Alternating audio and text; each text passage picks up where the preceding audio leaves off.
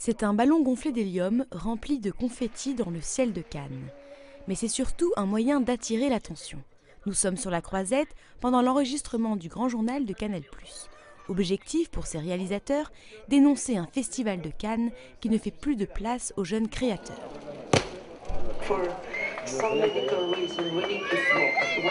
C'est dans les studios de la Victorine à Nice, dans les locaux de Elf Productions, que tout a commencé. L'équipe du film de Frédéric Cerulli, Le commun des mortels, s'est réunie avec d'autres professionnels du cinéma pour organiser une sorte de révolte contre le système cannois. Parce que, enfin, de qui se moque-t-on? Toujours les mêmes sont sélectionnés à Cannes. Est-ce que ça signifie que ces gens-là sont forcément meilleurs que le reste du monde? Moi, j'y crois pas. J'y crois pas. Je pense que, sincèrement, une vraie compétition, avec une équité au départ, pour tous les participants, ce serait quelque chose de formidable. Pour Frédéric Cerulli, jeune auteur et réalisateur qui a travaillé dur sur son projet pendant 6 ans, cette décision sonne comme une injustice.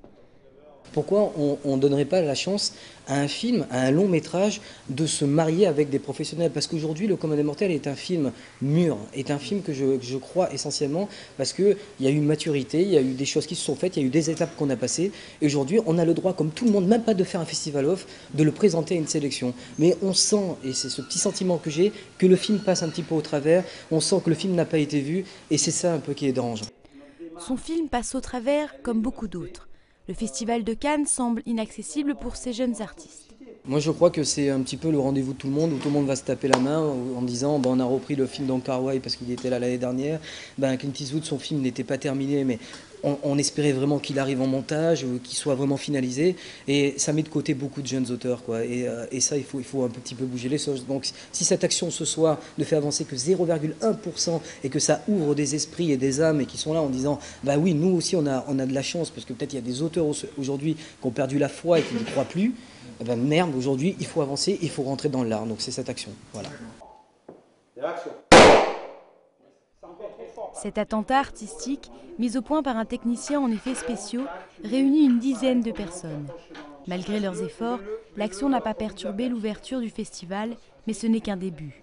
Il reste encore un peu plus d'une semaine pour tenter de se faire entendre.